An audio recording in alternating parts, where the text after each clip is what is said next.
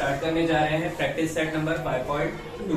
Okay, अब practice set number 5.2 में first question आप लोगों का क्या है, for each of the following experiment write sample space S and the number of sample point यानी कि n of S. Okay, sample space आपको लिखना है, सैंपल स्पेस के अंदर गिन के आप लोगों को उनके सैंपल पॉइंट जो है वो भी लिखने हैं। अब बच्चों, अगर आप लोगों को सैंपल स्पेस हर एक एक्सपेरिमेंट के बनाने आते हैं तो ये बहुत अच्छी बात होती है। लेकिन अगर सैंपल स्पेस आपको नहीं बनाने आते हैं, जैसे कि सैंपल स्पेस अगर आप लोगों को नहीं बनाने आते हैं या फिर सैंपल स्पेस बनाने का बहुत ट्रेडिशनल मेथड पता है, आप लोगों को उसकी ट्रिक्स नहीं पता है, तो अगर ऐसे क्वेश्चन आपके एग्जाम्स में आ जाते हैं तो एग्जाम्स में आने के बाद उनको जो है सॉल्व करना आप लोगों के लिए बड़ा मुश्किल होता है।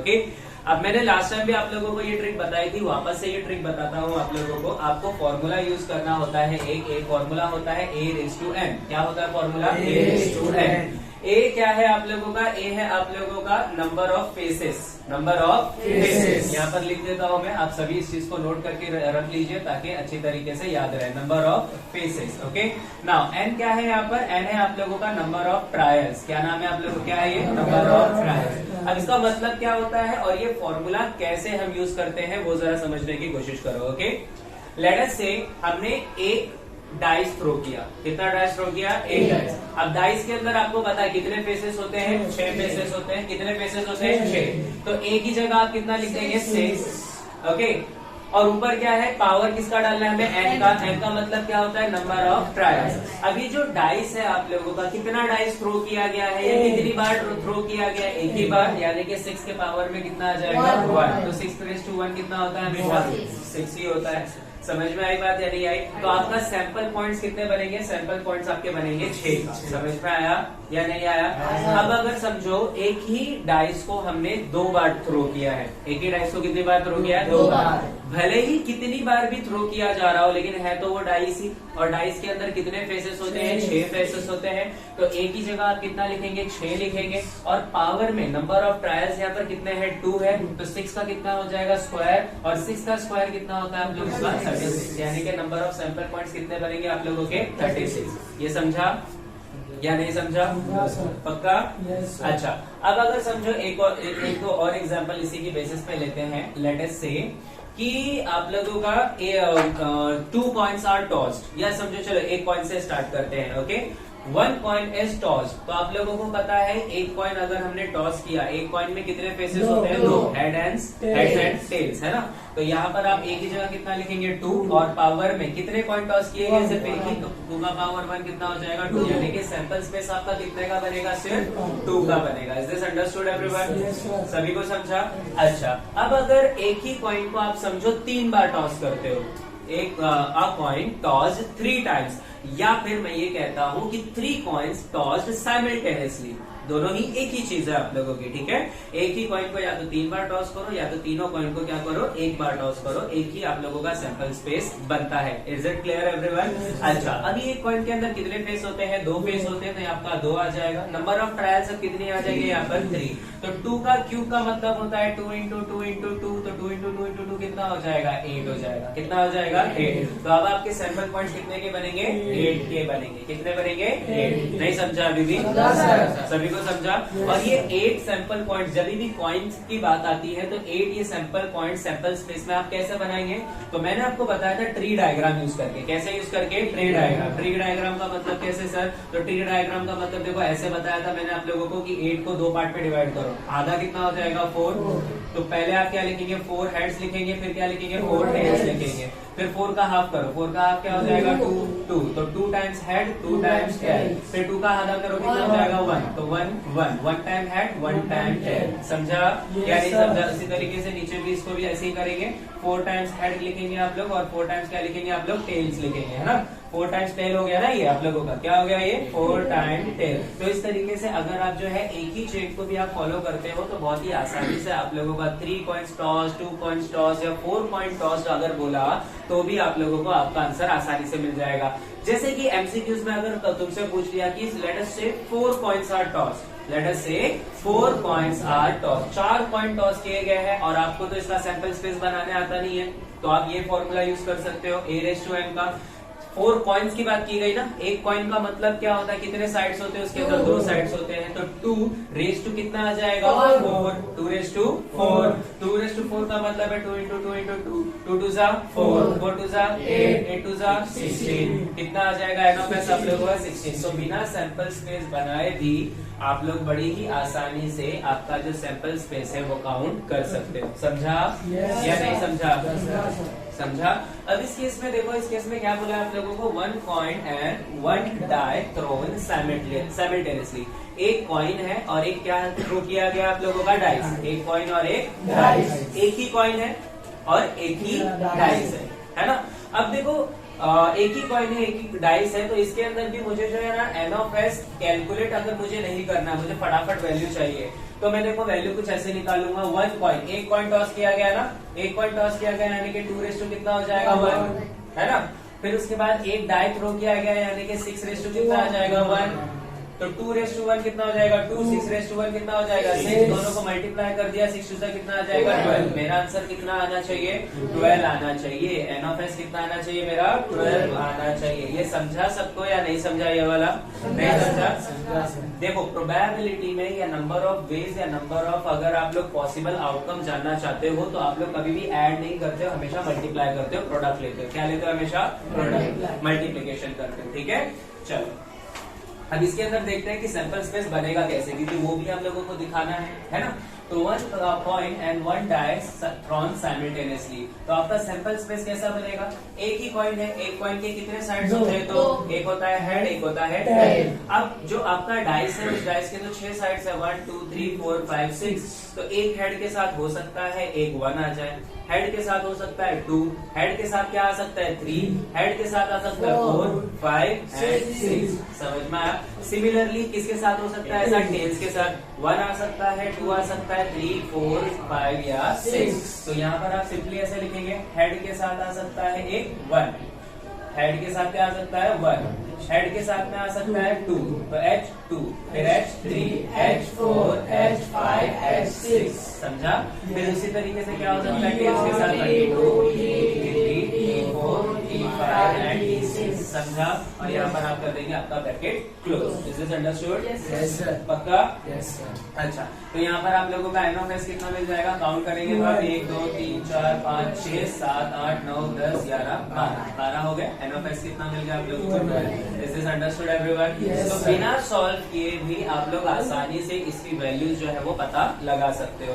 तो इस तरीके से हमारा पहला क्वेश्चन सॉल्व हुआ। चलिए सेकंड क्वेश्चन की तरफ बढ़ते हैं। हमारा क्या दिया है आप लोगों का? 2 digits number are form using digits 2, 3 and 5, 2 3 and 5, 2 3 and 5। चलो सेकंड है आप लोगों का 2 3 5। क्या बनाना है हम लोग? 2, 3, 5 इनको यूज करके आप लोगों को क्या बनाना है? 2 डिजिट नंबर। क्या बनाना है? 2 डिजिट नंबर। तो चलो सैंपल स्पेस हम लोग लिख लेते हैं। सैंपल स्पेस में आप 2 डिजिट नंबर कैसे बनेगा? 2 की पेयरिंग कर दो 3 के साथ में, तो क्या हो गया आप लोगों का 23। 2 की पेयरिंग कर दो इसके साथ 25 हो जाएगा। अब 2 का काम खत्म ना? 2 का काम खत्म। अब 2 का पेयरिंग 2 के साथ करोगे क्या? नहीं करोगे। समझ में आया? रिपीटेशन अलाउड नहीं है आप लोगों को। हाँ देखो लास्ट में लिखा भी है कि without repeating a digit, digit को रिपीट करना नहीं है, यानी कि 2 to 22 नहीं ले सकते, 3 3 33 भी नहीं ले सकते। क्लियर है? Yes sir. अच्छा, तो 23 25 हो गया। अब कौन आएगा? 3 का जोड़ी 2 के साथ, 3 का जोड़ी किसके साथ? 5 के साथ, 35। 3 का भी काम खत्म। अब 5 का 52 53 55 कहाँ से आएगा? 53। ओके, रिकॉर्डिंग पे बेइज्जती हो रही है तेरी। नाम भी ले लेता हूँ नूरुद्दीन, यूट्यूब पे जाएगा भी है। ठीक है, चलो 1 2 3 4 5 6 कितना हो गया आप लोगों का? 6। आप लोगों का कितना हो गया? आप लोगों का यहाँ पर हो गया 6। समझा या नहीं समझा? समझा। चलो अभी थर्ड क्वेश्चन पे बढ़ते हैं। थर्ड क्वेश्चन क्या है आप लोगों का? देखो थर्ड क्वेश्चन आप लोगों थर्ड और फोर्थ आप लोगों का, थर्ड फोर्थ और फिफ्थ बहुत ही आसान है। अच्छा, ये फर्स्ट का 1 एंड 2 था, फिर अभी आपका ये सेकंड क्वेश्चन स्टार्ट होगा। तो ये फर्स्ट का क्वेश्चन नंबर 1 का फर्स्ट एंड सेकंड था। अब आप लोगों का कौन सा स्टार्ट हो रहा है? क्वेश्चन नंबर 2 स्टार्ट हो रहा है। क्वेश्चन नंबर 2 आप लोग देखेंगे यहाँ पर क्या है, the arrow is rotated and it stops randomly on the disc, find out which colour it में स्टॉप। कौन से कलर पे स्टॉप होगा ये आपको फाइंड आउट करना है। अब मुझे क्या पता है ना, मैथमेटिक्स पढ़ रहे हैं, हम स्टूडेंट है, हम लोग ज्ञानी वैनी थोड़ी हाथ की लकीर देख के बता देंगे किस पे रुकेगा ये। समझ में आई बात या नहीं आई? तो किसी पे भी स्टॉप हो सकता है। बेसिकली यहाँ पर ये सवाल आपसे पूछना क्या चाहता है, यहाँ पर ये सवाल आपसे पूछना चाहता है कि कितनी पॉसिबिलिटी है आपके पास। समझ में आया? तो कितनी पॉसिबिलिटी है यहाँ पर, कलर्स के लिए यहाँ पर 6 पॉसिबिलिटीज है। आप सारे कलर्स के नाम लिखेंगे और नीचे एन ऑफ एस कितना आ जाएगा आप लोगों का, 6 आ जाएगा। कितना आ जाएगा? 6। समझ में आया? टोटल पॉसिबल आउटकम्स के बारे में यहाँ पर पूछा जा रहा है। तो टोटल पॉसिबल आउटकम्स क्या हो सकते हैं यहाँ पर, 6 होंगे। Is this understood everyone? सभी को समझा? पक्का? चलो क्वेश्चन नंबर 3 की तरफ बढ़ते हैं हम लोग। तो क्वेश्चन नंबर 3 क्या है आप लोगों का, आपके पास एक कैलेंडर दिया हुआ है। टेक्स्ट बुक में अगर आप देखेंगे तो आपको दिया हुआ है कैलेंडर, और वहां पर क्या दिया हुआ है, in the month of March 2019 find the days on which the date is multiple of 5। The date is multiple of 5। The date is multiple of 5। अब the date is multiple of 5 का मतलब क्या, कैलेंडर ऑलरेडी दिया हुआ है। 5 का multiple यानी कि 5 होगा। 5 2 10, 5 3 15, 5 4 20, 5 5 25, 5 6 30, 5 7 35 आएगा। कैलेंडर में नहीं आएगा, कैलेंडर में यहाँ पर दिया हुआ नहीं है। तो जिसने जवाब दिया 35 वो है गधा। ठीक है, समझ में आया? तो 35 आप लोगों का नहीं आएगा। कहाँ तक आएगा? सिर्फ और सिर्फ 30 तक आएगा। तो आप लोग जो है सैंपल स्पेस आप इस तरीके से बनाएंगे। सैंपल स्पेस में लिखेंगे 5, 10, 15, फिर 20, 25, 30। समझा?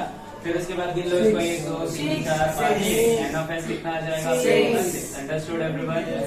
नहीं समझा? समझा? क्वेश्चन नंबर 2 जो है वो थोड़ा सा इजी है, वो आप लोग खुद ही कर लोगे। सेम इसी तरीके से करना है। यहाँ पर बस नंबर है, वहाँ पर आपको नंबर की जगह क्या लिखना है, रंगों के नाम लिखने। किसके? रंगों के नाम।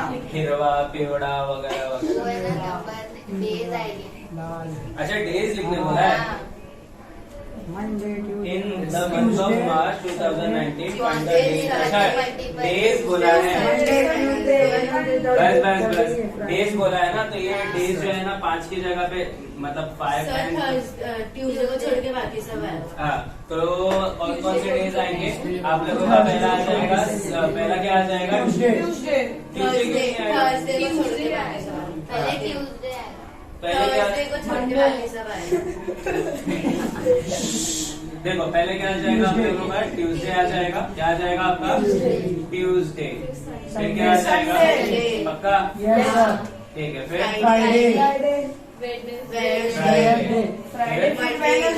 वेडनेसडे। फिर मंडे। क्या है? मंडे। इतने कंफ्यूज रहते हो, देख के बोलो। सैटरडे। बस ब्रैकेट क्लोज। तो एन ऑफ एस कितना आ गया आप लोगों का? 6। समझ में आया? बस हो गया आप लोगों का ये क्वेश्चन नंबर 3 भी क्या हो गया, सॉल्व हो गया। अब बढ़ते हैं the most important and the most difficult question of the century. इस 100 सालों के अंदर सबसे टफ सवाल पूछा गया है, और इस टफ सवाल की खासियत ये है कि ये हमेशा एग्जाम में आप लोगों को 2 मार्क्स के लिए आता है। हमेशा आप लोग, ज्यादातर केसेस में हमेशा 2 मार्क्स के लिए आप लोगों के एग्जाम में आता है। चलो चेक करते हैं कि क्वेश्चन नंबर 4 क्या है और इसको सॉल्व करते हैं। ठीक है, ओके चलिए यहाँ से आप लोगों का क्वेश्चन नंबर 4 जो है वो स्टार्ट होता है। देखिए क्वेश्चन नंबर 4 क्या है, form a road safety committee of 2, यानी कि 2 लोगों की रोड सेफ्टी कमिटी बनानी है आपको। From 2 boys B1 B2 and 2 girls G1 G2 complete the following activity. 2 boys हैं और क्या है आप लोगों के? 2 गर्ल्स हैं। आपको क्या करना है, आप लोगों को 2 लोगों की कमिटी बनानी है। अब 2 लोगों की जितनी पॉसिबल कमिटी हो सकती है वो सारी बनानी है आपको। तो 2 लोगों की पॉसिबल कमिटी में गर्ल्स भी हैं, 2 गर्ल्स हैं और 2 बॉयज है। 4 लोग हैं हमारे पास, आपको सिर्फ 2 ही चाहिए।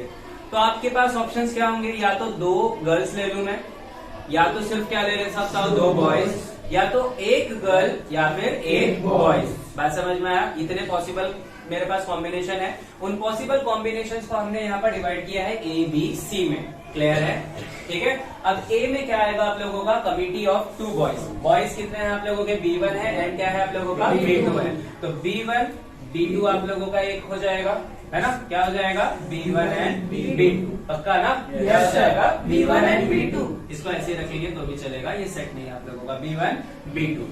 कमिटी ऑफ 2 गर्ल्स, अगर सिर्फ 2 ही लड़कियां लेनी है तो 2 ही लड़कियां हमारे पास क्या है आप लोगों का, G1 and G2, G1 and G2, है ना?